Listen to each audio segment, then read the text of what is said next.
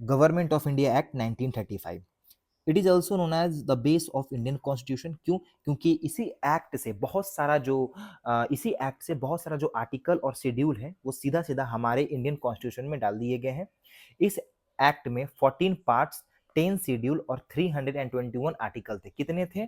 14 part थे, 10 schedule थे और 321 आर्टिकल थे। इसी एक्ट के तहत बर्मा यानी म्यांमार म्यांमार को अलग कर दिया गया। और बिहार से और बिहार से उड़ीसा को क्या कर दिया गया? अलग कर दिया गया। ठीक है ना? इसी एक्ट से बर्मा को अलग किया गया और इसी एक्ट से उड़ीसा को बिहार से सेपरेट कर दिया गया। अब हम लोग देखते हैं कि आखिरकार गवर्नमेंट ऑफ इंडिया एक्ट 1935 का प्रोविजन क्या क्या है। तो प्रोविजन देखते हैं। सबसे पहले सेंटर में क्या किया गया? तो सेंटर में डुअल गवर्नमेंट सिस्टम इंट्रोड्यूस कर दिया गया। ठीक है, सुनो मेरी बात। सेंटर में क्या किया गया? सेंटर में डुअल गवर्नमेंट सिस्टम इंट्रोड्यूस कर दिया गया, पहला पॉइंट। ठीक है, दूसरा पॉइंट क्या किया गया कि जो इंडिया का जो फाइनेंशियल जो भी कंट्रोल था उसको ट्रांसफर कर दिया गया सेक्रेटरी से, किसके पास? वायसराय के पास। सेकंड पॉइंट लिखा हुआ है कि financial control of India was transfer from secretary to viceroy. ठीक है, वायसराय से किसको दे दिया गया? सेक्रेटरी से किसको दे दिया गया? वायसराय ऑफ इंडिया के हाथ में दे दिया गया। ठीक है, दो पॉइंट हम लोग का क्लियर हो गया। उसके बाद इन सेंट्रल लेजिस्लेचर 30 से 40% सीट को रिजर्व कर दिया गया। किसके लिए? तो प्रिंसली स्टेट्स के लिए जो है रिजर्व कर दिया गया। ये हमारा तीसरा पॉइंट था। और जो डिप्रेस क्लास वर्ड था, डिप्रेस क्लास वर्ड को चेंज कर दिया गया, बदल दिया गया शेड्यूल कास्ट में। यानी कि पहले वर्ड था क्या? तो पहले था डिप्रेस्ड क्लास और उसके बाद चेंज क्या किया गया? शेड्यूल कास्ट कर दिया गया। इसी वर्ड को चेंज कर दिया गया। गवर्नर को ये पावर दिया गया कि वो कभी भी लेजिस्लेचर को बुला सकता है, कोई भी बिल को अप्रूव कर सकता है और ट्राइबल एरिया को मैनेज करने का पूरा पूरा जिम्मेदारी दिया गया। किसके पास? गवर्नर के पास। गवर्नर को मतलब दिया गया। इसी एक्ट के सेक्शन 93 में, इसी एक्ट के सेक्शन 93 में क्या कहा गया कि governor could suspend the provincial government and he could run government for long time. यानी कि जो भी प्रोविंशियल गवर्नमेंट है उसको कभी भी सस्पेंड कर सकता है और असीमित काल तक यानी लंबे समय तक खुद से गवर्नमेंट को रन कर सकता है। ठीक है, इसी एक्ट के तहत जो है आरबीआई का स्थापना किया गया, फेडरल जुडिशियरी का स्थापना किया गया और सुप्रीम कोर्ट को दिल्ली में स्टेब्लिश किया गया। तो अगर क्वेश्चन ये आता है कि सुप्रीम कोर्ट को दिल्ली में कब स्टेब्लिश किया गया, किस एक्ट के तहत किया गया, तो गवर्नमेंट ऑफ इंडिया एक्ट 1935 के तहत किया गया। ठीक है, चलो तो ये तो हम लोग देख लिए कि प्रोविजंस क्या क्या है। अब देखते हैं कि आखिरकार इसका डिमेरिट्स क्या क्या था जिस कारण से हमारे इंडियन लीडर जो है इसको रिजेक्ट किए। ठीक है, demerit of this act, demerit क्या था कि इसमें किसी भी तरीके का डोमिनियन स्टेटस के बारे में बात नहीं कहा गया था। गवर्नमेंट कहीं ना कहीं ये चाहता था कि सेंटर से लोगों का ध्यान हटा करके और प्रोविंस पे लगा दिया जाए, क्योंकि देखो ना, प्रोविंस में या फिर प्रिंसली स्टेट्स में प्रोविंस में लगा दिया जाए।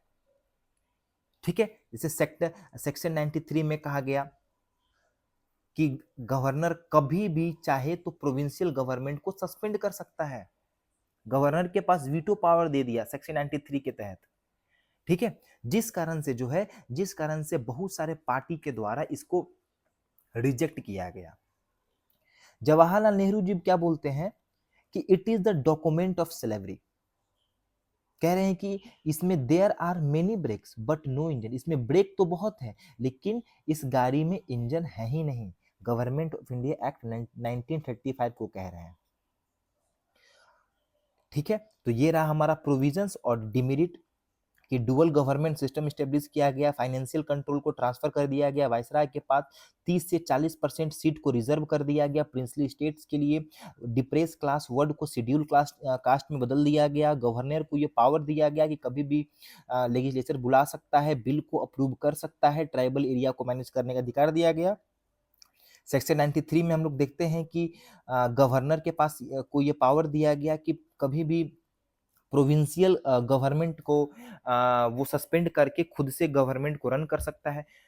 आरबीआई का स्थापना किया गया, फेडरल जुडिशरी का स्थापना किया गया, सुप्रीम कोर्ट को दिल्ली में स्टेब्लिश किया गया। ठीक है, तो ये रहा हमारा गवर्नमेंट ऑफ इंडिया एक्ट 1935। अब आगे देखते हैं। उसके बाद देखो, उसके बाद क्या होता है कि 1936 में इंडियन नेशनल कांग्रेस का सेशन हो रहा था लखनऊ में, जिसके प्रेसिडेंट कौन थे? जवाहरलाल नेहरू थे। 1936 में इंडियन नेशनल कांग्रेस का सेशन हो रहा था लखनऊ में, जिसके प्रेसिडेंट थे कौन? जवाहरलाल नेहरू। और इंडियन नेशनल कांग्रेस डिसाइड करता है कि इस बार वो भी इलेक्शन में क्या करेगा? पार्टिसिपेट करेगा। ये डिसाइड हुआ कब? 1936 लखनऊ सेशन, जिसके प्रेसिडेंसीशिप में कौन थे? Jawaharlal Nehru.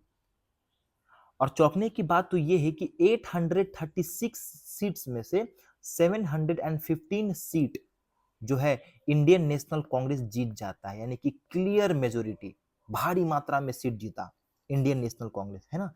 Congress won 715 seat out of 836।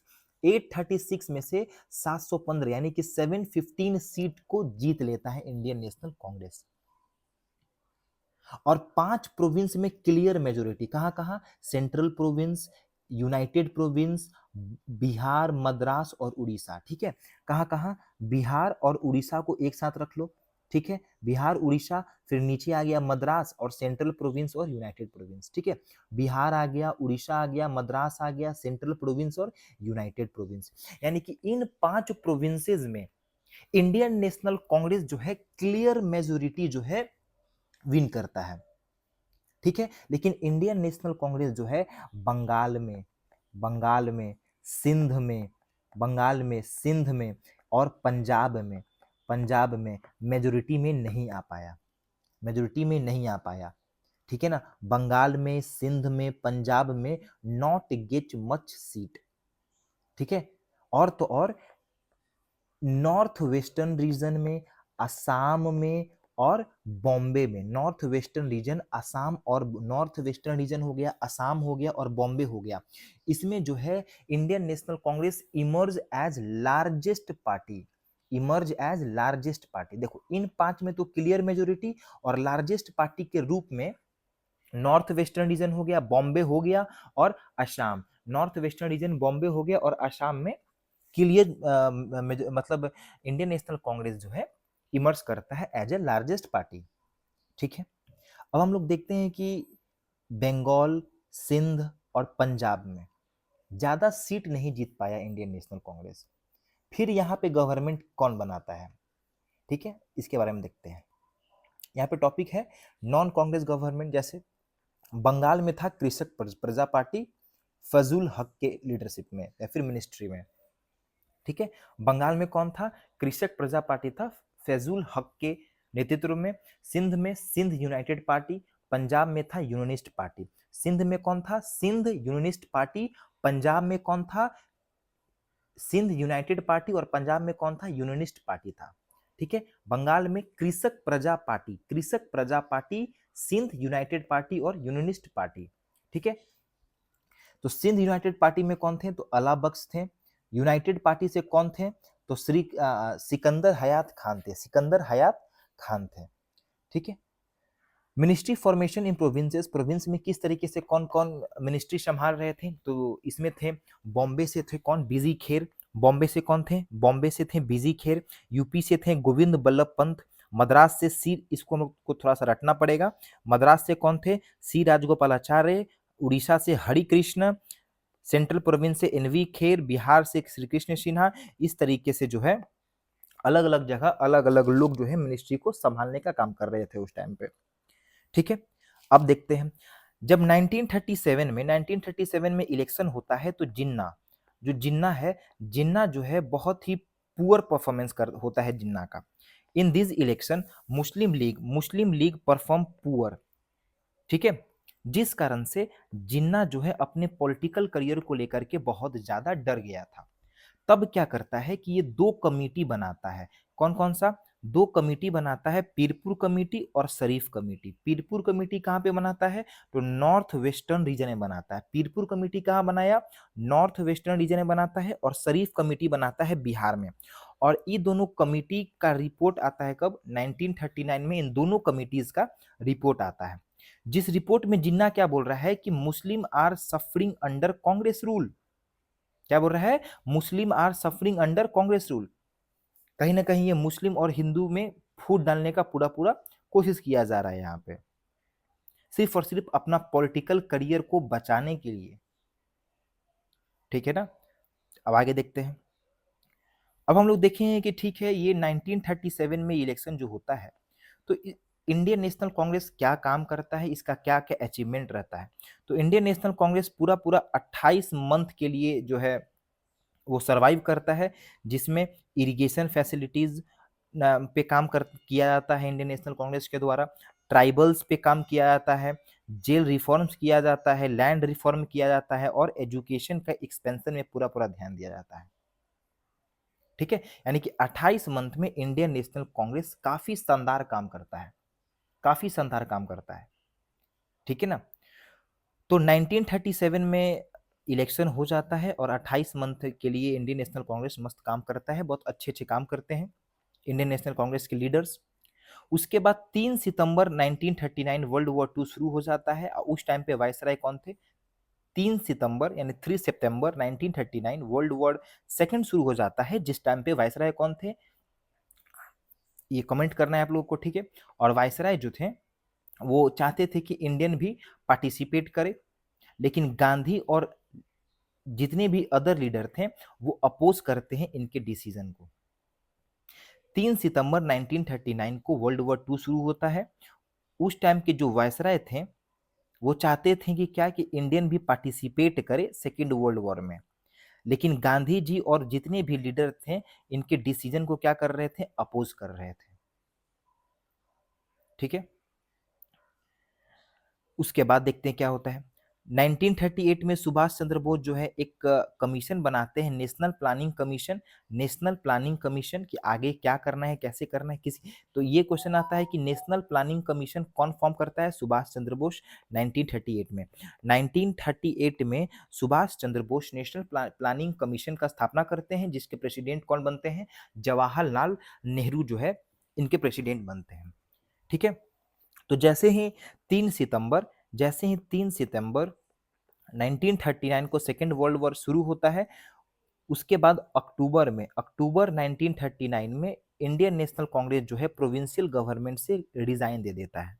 तो जैसे ही रिजाइन देता है तो 22 दिसंबर 1939, देखो 3 सितंबर को क्या हुआ? तो 3 सितंबर 1939, 3 सितंबर 1939 को वर्ल्ड वॉर शुरू होता है। अक्टूबर में ये लोग रिजाइन दे देते हैं और 22 दिसंबर 1939 को जो जिन्ना सेलिब्रेट करता है मुक्ति दिवस। ठीक है, तो मुक्ति दिवस किसके द्वारा सेलिब्रेट किया गया? जिन्ना के द्वारा, मुस्लिम लीग के द्वारा। कब किया गया? 22 दिसंबर 1939। 22 दिसंबर 1939 को जिन्ना के द्वारा जो है क्या किया गया? मुक्ति दिवस को सेलिब्रेट किया गया। क्यों? क्योंकि जब प्रोविंशियल गवर्नमेंट से जैसे ही रिजाइन देता है तो इसको लगता है कि हम मुक्त हो गए, तो मुक्ति दिवस। ठीक है, जिसका सपोर्ट अंबेडकर जी कर रहे थे, जिन्ना को सपोर्ट कर रहे थे इस टाइम पे। ठीक है, उसके बाद क्या होता है? 1939 में होता है त्रिपुरारी सेशन। ठीक है, या फिर त्रिपुरी सेशन। त्रिपुरी सेशन में इसमें कुछ नहीं है, बस एक चीज समझना है हम लोग को कि त्रिपुरी सेशन हो रहा था इंडियन नेशनल कांग्रेस का। ठीक है, तो अब बात है कि इसका प्रेसिडेंट कौन बनेगा। तो प्रेसिडेंट के पद के लिए दो लोग जो है खड़े होते हैं, सुभाष चंद्र बोस जी और पतब्बी सीतारामैया।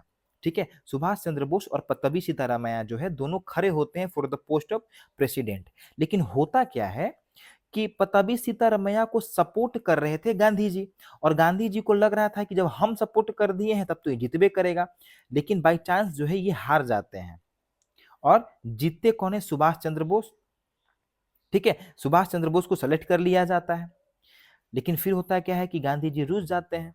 तो रूस जाते हैं जिस कारण से सुभाष चंद्र बोस खुद से ही जो है वो पीछे हट जाते हैं, और पीछे हटने के बाद बोलते हैं कि नहीं, हम प्रेसिडेंट नहीं बनेंगे। और उसके बाद अलग हट करके अपना एक पार्टी बनाते हैं, फॉरवर्ड ब्लॉक पार्टी।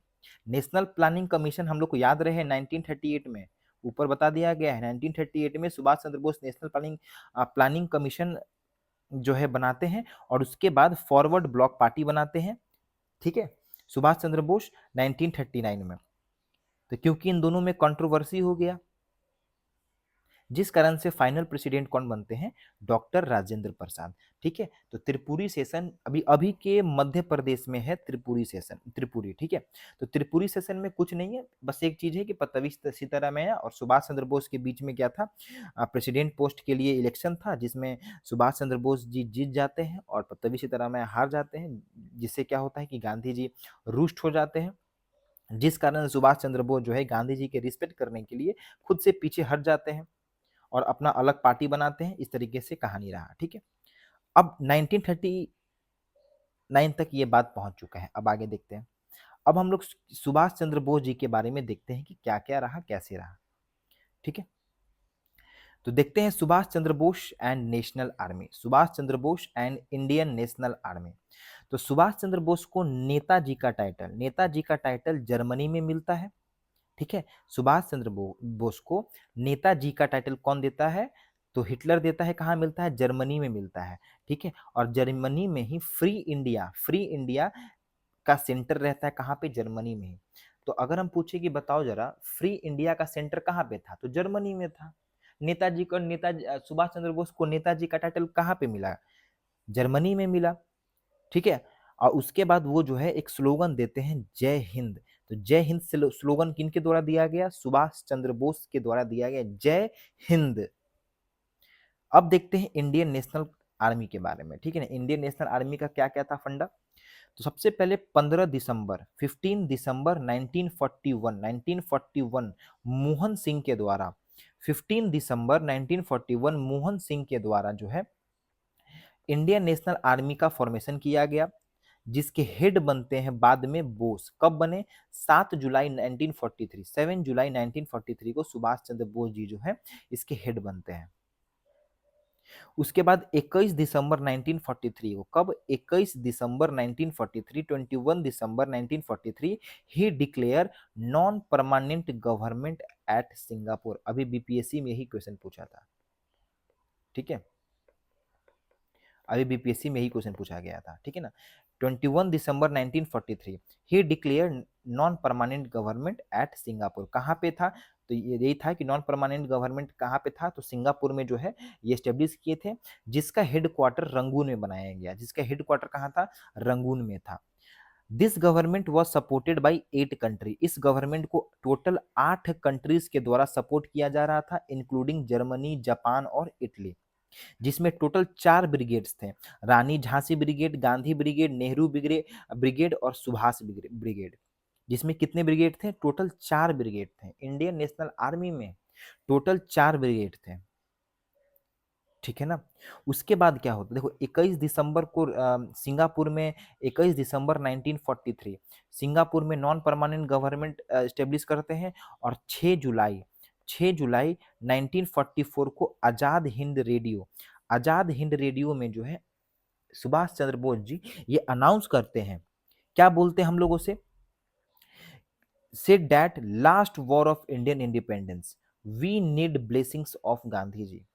ठीक है, कितना भी मनभेद मतभेद हो, लेकिन कहीं ना कहीं बहुत ज्यादा रिस्पेक्ट करते थे गांधी जी का सुभाष चंद्र बोस।